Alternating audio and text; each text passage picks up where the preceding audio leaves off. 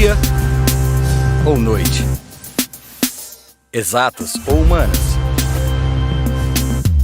cidade ou campo.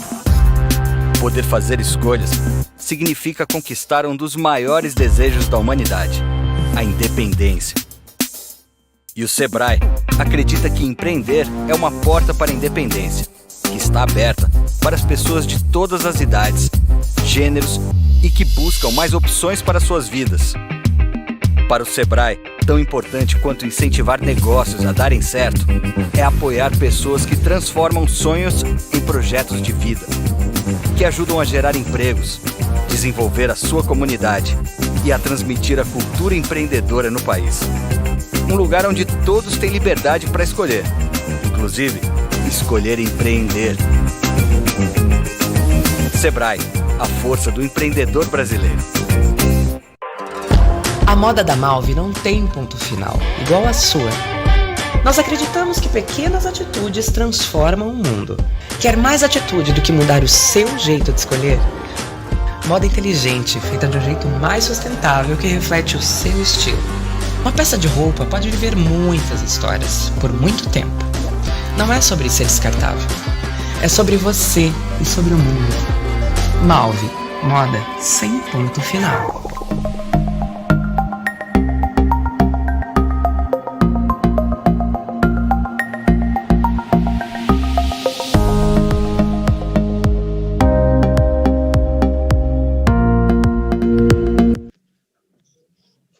Olá a todos. Hello, everybody. I am Yame Reis, Executive Director, co-founder of Rio Ethical Festival. I'm here to welcome all the participants of this panel. It's a colorism panel based in a book called Colorism. Alessandra Devulsky showing colorism. It is also an essential element of racism. So, Alessandra, welcome.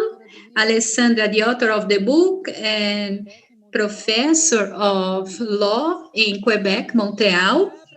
And to moderate this amazing dialogue with Alessandra, we have Marina de Mello Souza, a dear friend of mine, a professor at University of São Paulo, history expert in history of the Africa. I'd like to wish you all a great conversation. Marina, the floor is yours. We can start.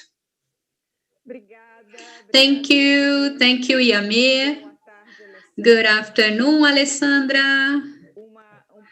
It's a great pleasure to be here. I thank you so much, Yame, for the invitation to lead this conversation with Alessandra.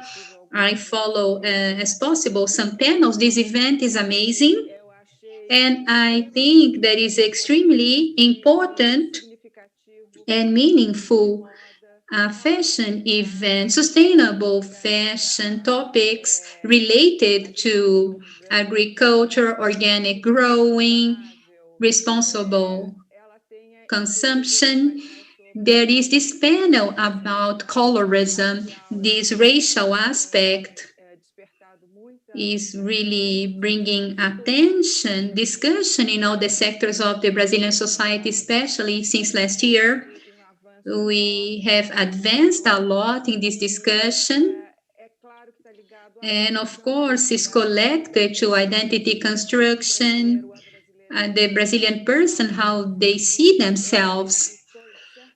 And certainly, it is a way of having the accountability with the past. We have been living a very important moment about it. And Alessandra's book brings a very original contribution, new to this discussion. I was introduced to the book on Yame in order to be an intermediary of this conversation as a moderator. The book clarified some questions that I had in the classroom as a professor. When I contact my students, this aspect of the color of the skin and how do people identify themselves, they self-declare themselves. So I'm not going to talk more I will moderate and provoke Alessandra with some questions.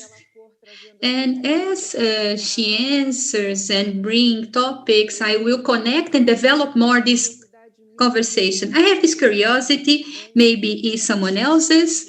The first thing that I would like to ask you, Alessandra, how about this idea of colorism? How does it coming up? And the discussion of colorism is different from mixing races that is very present in the Brazilian society, racial democracy. We have this prejudice on brand, color, is different from North America. And your book makes me see that it's not so different after all from the North America context. I'd like you to place the genesis of this discussion and the relationship with this topic of mixed race. Thank you so much. One more time, Marina, Yame, for this invitation. Makes me so happy. I believe that's so nice that we have come to a time that we can discuss fashion. We can also discuss the impact and the repercussion of the fashion industry and what it represents globally to us women and men, children, and building up our identities in a way that is connected to justice as well, all the justice, the racial justice as well. But I would say, Marina, it's a great honor to know that you read the book. I'm so honored to know that we can establish this dialogue about different topics. It's a dialogue and we are learning together. It's a learning process and it's constant. We never end it in life. But I would say, Marina, the idea of colorism is an ideology that comes up with racism. And the idea of racism is an idea that is deeply connected to our economic needs about your colonial history, the invasion and the cultures mastering people. The idea of colorism is connected to the ideology of racism because I need to establish an order of superiority, racial superiority, so I can justify the way I determine that a certain, I'm repeating words, a certain kind of phenotype is a phenotype that is normalized. A culture is a culture that is normalized. General culture is acceptable, and are the others. And the others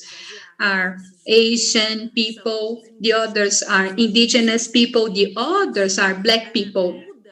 And this has changed throughout the history according to the need of oppression of the other. Unfortunately, the history of mankind is a history of oppression, of winners and defeated ones. The idea of colorism is deep connected to a need, this need of exploit the other. The fundamental element is the idea of capitalism. Even though racism is prior to capitalism, racism is institutionalizing the idea of a process of slavery that feeds some economic orders from the point that is institutionalized. Curiously, there is a point where capitalism starts its development. Why? Because there are needs, let's call them this way, of creating labor. And it's not even labor, cheap labor, it's labor objectify. I appropriate of somebody's body so they can work and produce profit. So colorism is this need, it comes from this need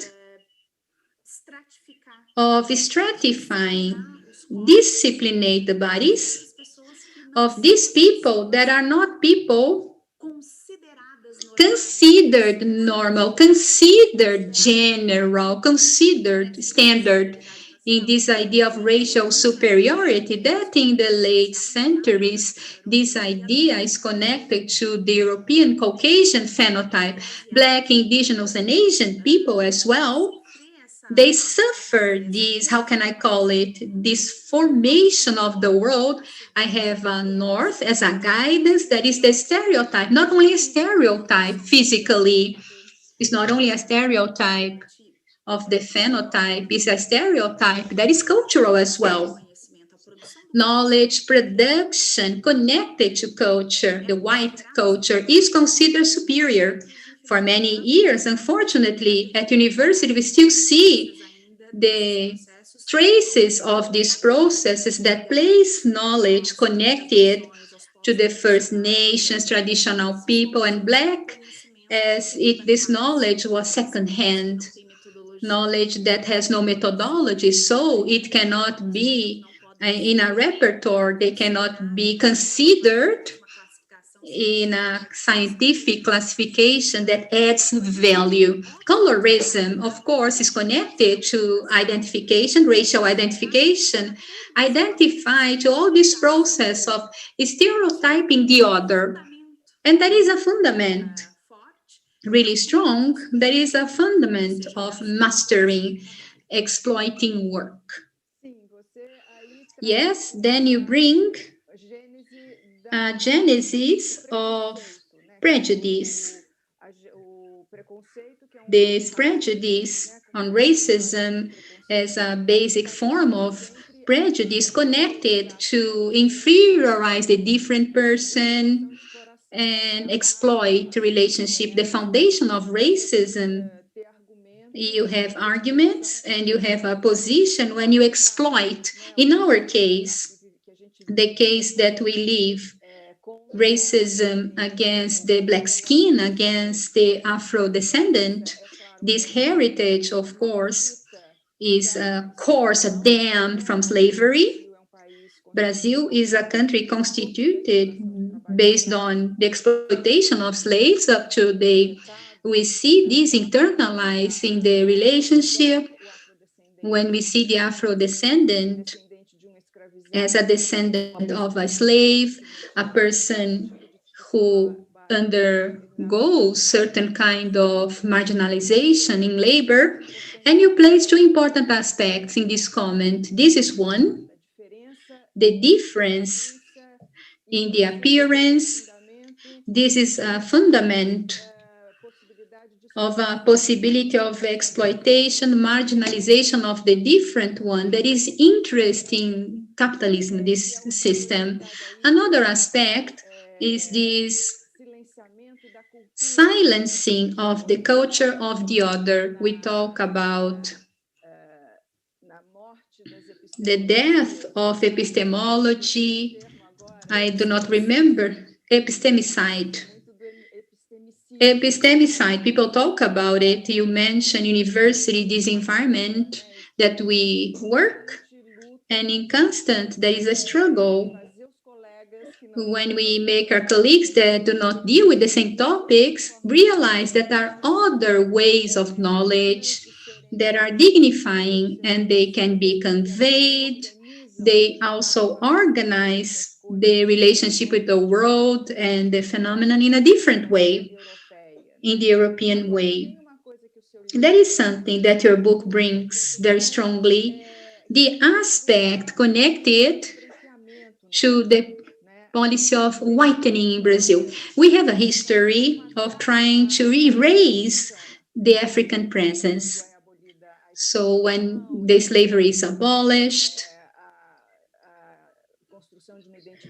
the construction of a national identity that is mixed race, historically, this mixed racing erased the Black person and erased and silenced the African matrix.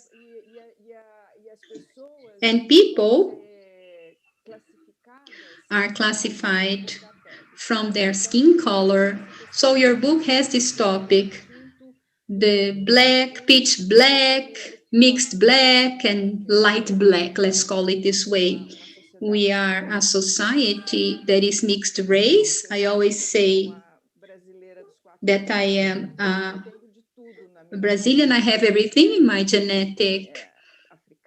African, originary people, Portuguese. I do not have the European that come to the end of the century, because my family is done before that. Queria que você falasse pouco sobre essa questão da. So I'd like you to talk a bit about this question about the segregation, the internal segregation, and the internal debate about the Black movement in relation to who has a brighter skin color, who has a darker skin color, because I read in your book, you present that as a problem, and it is something that I work with African history. I am linked to this question about racism, yeah. And we need to unite our powers. The question of being against racism, it's not about the color of your skin, but it's about an existential stand. It's a question about values. And inside the Black movement, we see this racial question put. I have colleagues that live situations, including Black women, that they promoted seminars that had white people in it, and they were really lynched. They were subdued because, and I believe that your book put that question very well. Why it is not the color of your skin that will define your political position and the battles that you will take in your trajectory. Marina, you just raised a series of elements that are fundamental to comprehend the racial questions. And there is a way, let's say, how can I say that? That to do a kind of mapping of the whitening process. But see, I'm going to give you an example that happened very recently here in Canada to make this bridge, this segue between Brazil. Unfortunately, it was a discovery that was very horrible. It was depressing, devastating. It's a humanitarian tragedy that we found the bones of 215 childs during the religious regime here in Canada. Just a moment, it's my daughter.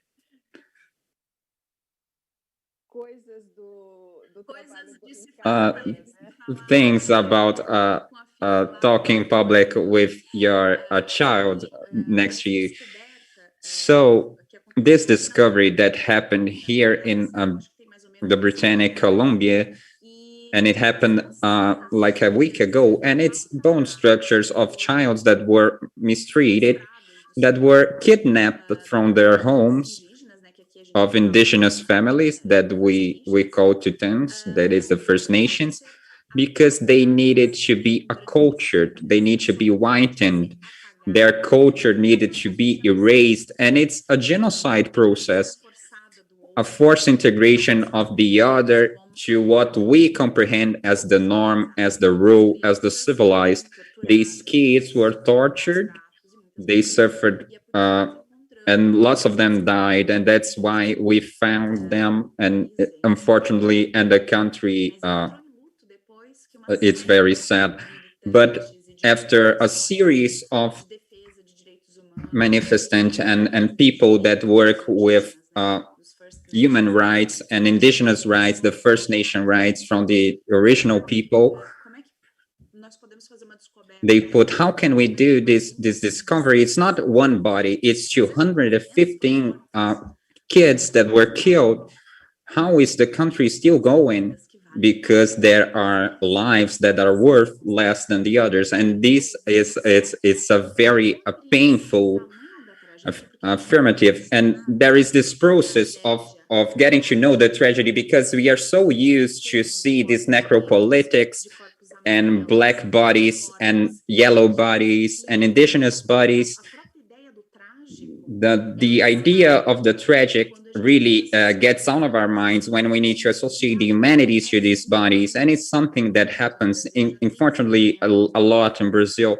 I've given this example once in an interview, and I'd like to give it again because it is important.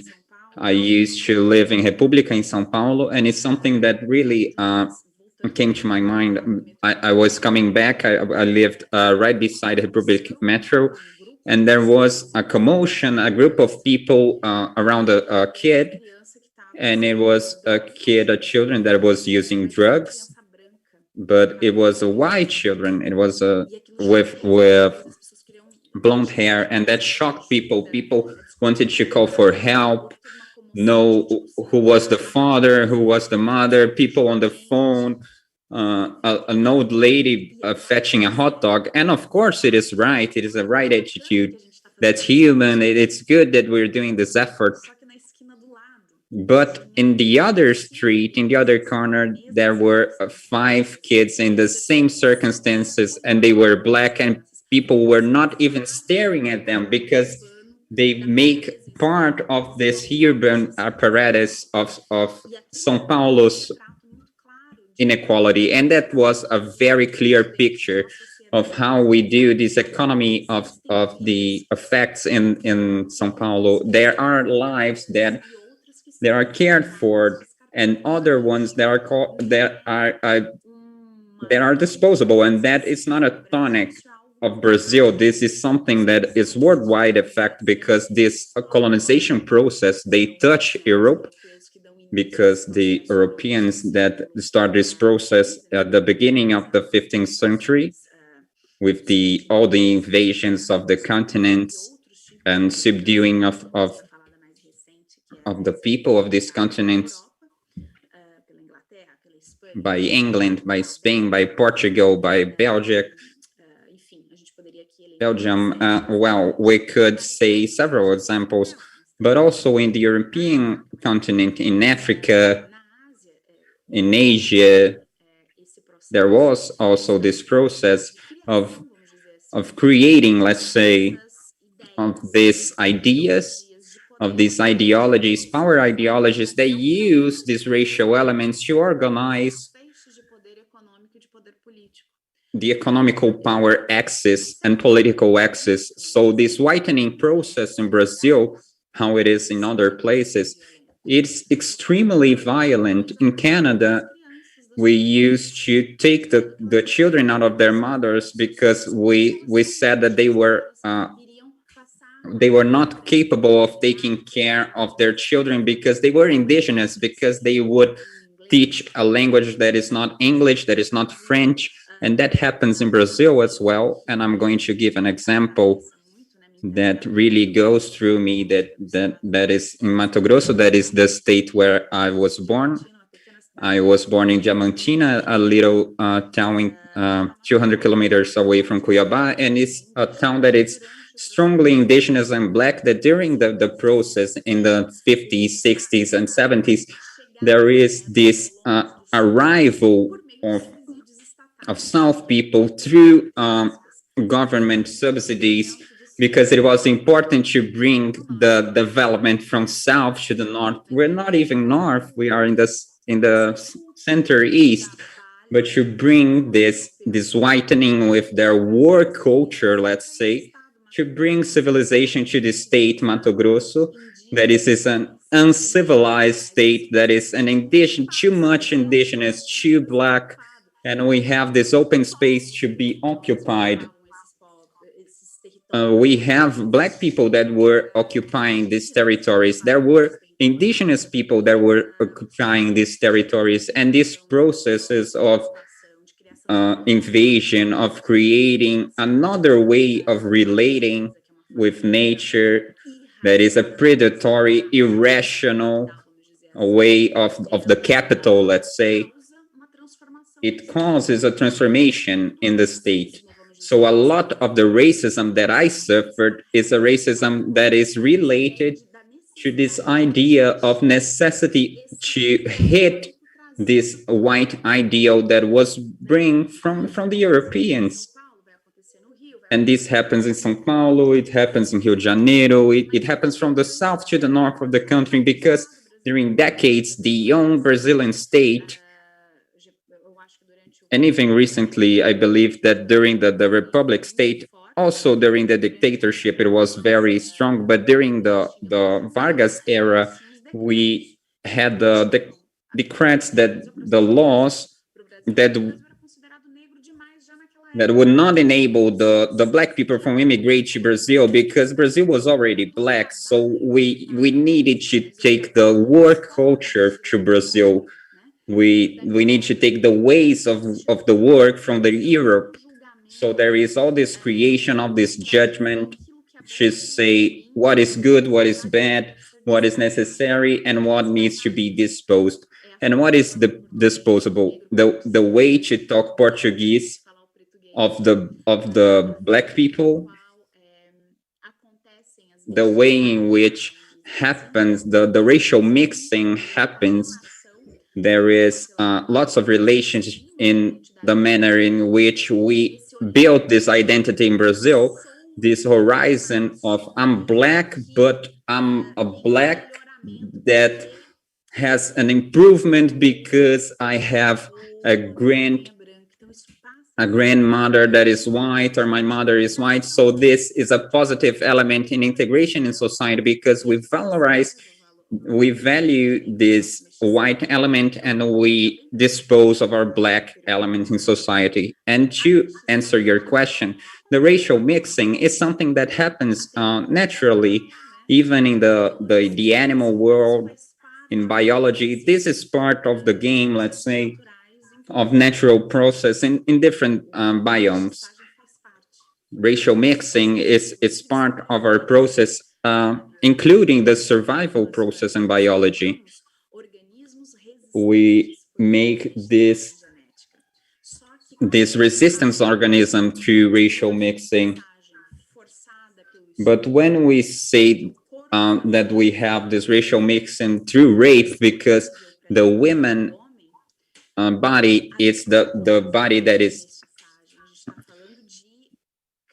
able for the man, we're not talking about racial mixing. We are talking about criteria. We're talking about actions of establishing the white superiority. So the white dominate, the white rapes, and the fruit of this rape is this being that sometimes will need to live in the split world. The first mixed people from Brazil are people, and there are reports in Brazilian history of this non-place, because you are not white, because your mother is black, but you have some kind of phenotype that allows you to transit certain work forces during the monarchy in Brazil, let's say, but they do not allow you to ascend socially completely, because you have this color vice, you have bad hair, you have these traces that there are black traces, and you don't have the transit that the white person have, but you have some kind of facility in comparison to the black full black person. So this fact that we only value the white elements in our racial mixing, it shows up to which point the racism is internalized. We are not internalizing these elements from different cultures in racial mixing. And this is so strong that when we talk about racial mixing, we're not talking about German and French people with Americans and Britannics, because they are the norm. But when you talk about the idea that there is the junction of the element of the African element and the white element, just the fact of not being white is having the element, the indigenous element and the black element, and this makes you an element that is taken away from society. So I think that one of the great challenges of comprehending colorism and the way in which we need to understand this phenomenon so we can fight better this anti-racism fight is to understand that we need to deconstruct, we need to tear down, especially politically, this idea that what comes from the Africans, from the blackness, has less value when we relate it to what's European and what is white. Wow, it's so much information. I think that I'll go from the start to the end, because you talked so much, and I thought about lots of things, but about valuing the white element, subduing the black element. It's the famous quotation that our vice president said, "Oh, but I got better and my son got better." And that came from our vice president. So the whitening had this intention to erase the black element culturally, racially.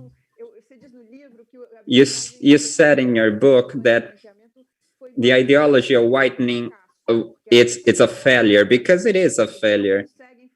They can't do what they want, that is to eliminate the black element. So there is a thing that is the thing about the whiteness that don't let the mixed go into the white world. It is so strong, this prejudice question, that even though you have a bright skin, you have an indicator of mixedness, you are a second-class white person.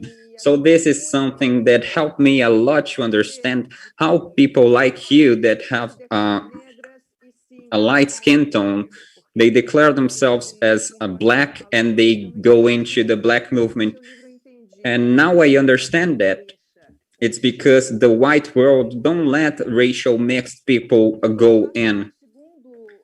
Now I'll go to a second moment that you, and talking about that has to do with a question that I'm already reading.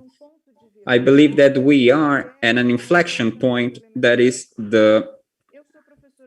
that we are giving value to the black element. I teach African history, and in my classroom I see that my students are waking up and they are getting really excited about African culture and the African continent. I teach Afro-Brazil, but I have a discipline that is Africa. I do not go through the Atlantic. And I say that my fight is the teaching of Africa, because I believe that we can change the sensibility of people, showing what we have in positive in that continent. That is a great, vast continent that is complete, that is very rich in culture, that is unknown, with fantastic historical process that they are not known by the historians. Of course, you have the Black movement. I teach African history because of the Black movement. Not only me, because in USP African department, it comes from before the law, but the dissemination of the African history, it's a battle won by the Black people movement, and it perceived that the valuation of the African continent would change the perspective in relation to Black hereditary. So you say that we don't value the Black element in mixed race discussion, and that's what we need to cling to transform and show that the cool thing is that we have this Black heritage. It's that we are African descendant besides the original people. There is a question that where is the place of people from mixed race here in Brazil? How are they put inside the culture after centuries of miscegenation? So that's what I was talking about. We are living in a moment, maybe I'm optimistic, but we are living in this inflection point. Like Black is beautiful, right? Just say, oh, look at my hair, how cool it is. Look at my thick lips. Look at my black skin. Look my religion, the Orishas. Look at the bright colors that I have on my clothes. It's something very African aesthetics. So I'd like you to talk a bit if you agree with me, if we are like that. And also bringing another question together. First, about education. How much does education helps in the construction of this identity to look to Africa? And how would you see a society what is the ideal society, and what is the place of racial mixing in this dream society? Eu acho que você, meu Deus, minha filha. I believe that that's my daughter screaming. Just a minute.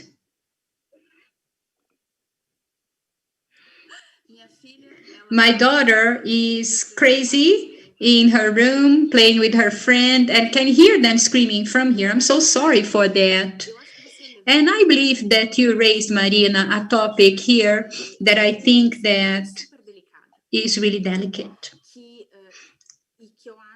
And how can I say that? In order to approach this aspect, the place of this mixed race person in Brazil, that is the core of this aspect where you raised, we need to start from a point that our places, our racial places are political places. They demand positions about what means, in practical terms, to be a person that is not white, a non-white person in Brazil. When the fish is in the aquarium, they do not feel the water. They do not feel the water.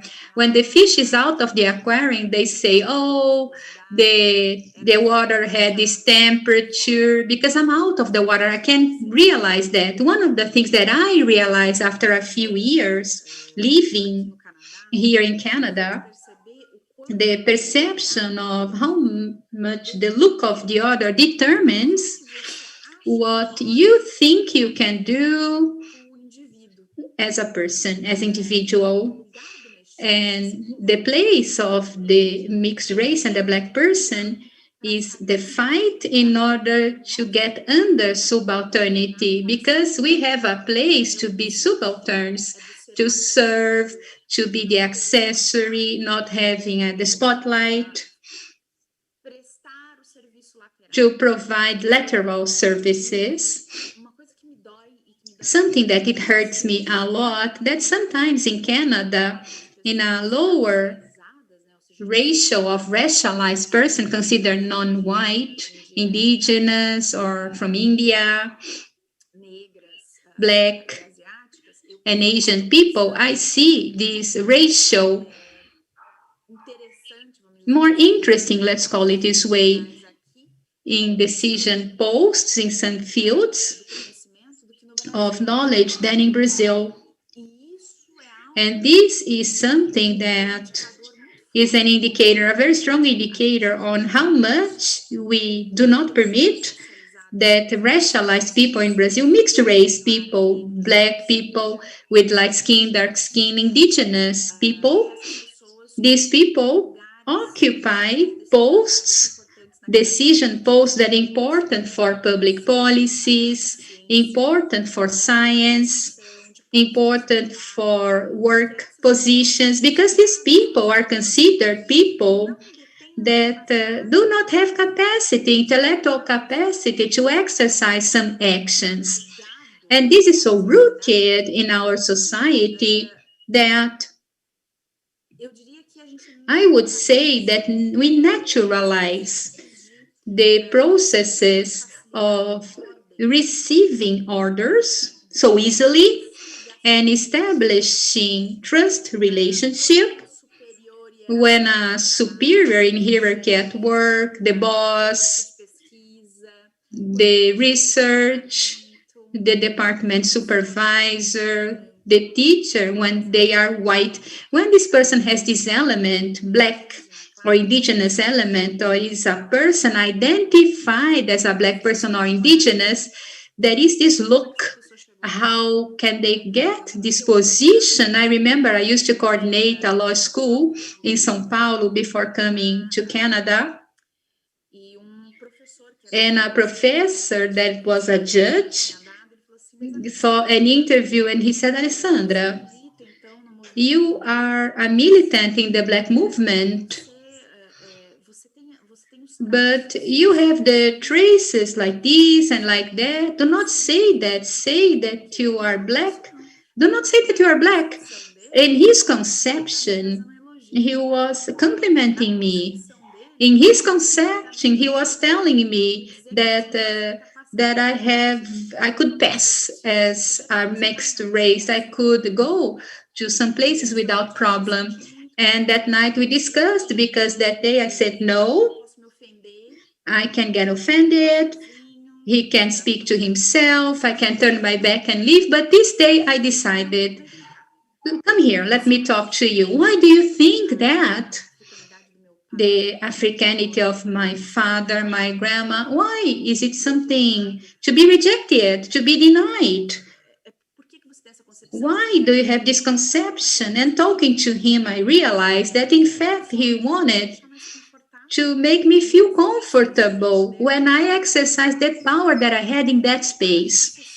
So we associate the idea of becoming subdued, connected to our slavery past, the slavery of Black people. And when you talk, Marina, about of the laws created in 2002, these laws that I could not benefit from them, I am someone that passed through my school life without knowing about quilombos, without knowing about Luisa Main, without knowing the history of my people. I knew about them because of my engagement, political engagement, and I chased after information, but the system, the educational system in Brazil, did not give me the information to tell the story of people defeated, because the Brazilian history about winners is very recent, when we tell also the story of the ones that could not tell their story. And this has created a pool separating people, separating as well with Black people from our identity. So as a child in Mato Grosso, I have traces of indigenous people, because I also have indigenous component in my family. But I never suffered a racial injury. I have heard many in the school system that would remind me this idea of indigenous. Oh, the racial injury that I received in my life were offenses related to my Blackness. And that's why I'm telling you that our place is a place that we never choose. What we choose is our political position, how we deal with this creation of this identity, racial identity. I believe you have answered so well. We are reaching close to the end, unfortunately. Time flies, passes so fast. And there is also a question of IBGE, 54% of Black people, and we still see the Americanization and the Europeanization as the ideal to be reached. I believe we still have a minute, and I will pass the microphone to you so you conclude in this final minute. And my final consideration is thanking you so much, congratulating people in this event, Yamir, my sister in the heart. Alessandra, you have a minute for your final consideration. Dear Lord, what a responsibility. I believe that one of the objectives of this dialogue today is the possibility of talking about. You have 5 minutes. Yame has given you 5 minutes. You have more time. I love it. Oh, I calculate time wrongly. I like it. But very briefly, I'm checking the time because you have to conclude. No, I concluded. I think that we have reached a place, Yame, that is the point of no return. I remember the first boyfriend that I had in my life. He broke up with me a month later because the boys at school called him of Nelson Mandela. And he was ashamed of dating a girl, a Black girl at school, so he broke up with me. And for many, many years, I was so hurt thinking about it. How does it work in someone's mind to be affectionate by a person and at the same time to be ashamed of being with that person? What kind of affection is that? This is something that followed me for many, many years. And studying this topic, understanding, learning from Black women, amazing women, and I had the privilege to learn from them. And we realized that to be a Black woman in Brazil is a breakup process, breaking up with what people tell that we cannot do, we cannot be. And I believe that the space, talking about fashion, because fashion is connected to beauty, when you feel well about yourself, when you are in a place and you feel that you project to the other what you are, your best. And I think that it's impossible to disassociate the construction of our identities based on fashion, based about our history, without understanding that our breakup that are necessary. And I believe that an important breakup that we need in Brazil is a breakup with the idea of subordination of Black people and Black women, dark skin, light skin, indigenous women. The perception of the potential is endless potential in this culture, the way they exist. And it's an addition. No one loses space. It's the opposite. As the Black women can become what they are, and indigenous women can be what they are, Asian women can be what they are, white women as well. They liberate for some things they need to exercise, and they represent without realizing what's going on is almost unconscious. I would say we need to reappropriate our history, breaking up definitely with this legacy, racist legacy that we inherited, and then we can establish a dialogue that is natural on mestiçage, racial mixing, that could be love is free. We need to be free to love whoever we want, whoever we desire, but this desire needs to break up as well with this connection about the slavery process. This desire has to be free, and then we are going to have relationship that we have racial equality. That's perfect. I believe that. Great, great. I believe there's nothing else to say. We need to take lots and lots of pride in our African descent. It only enriches us, and we are good because of that. Thank you, Alessandra. Thank you very much for your exposition, for sharing with us your knowledge and your life experiences as well. And we are going to end on that. We have a program inside this wonderful event. Thank you, everybody. I like to thank a lot Yame, Marina, all the staff from the Light Compassion. And let's keep watching because they are incredible subjects and they are very important. Yeah, you're right.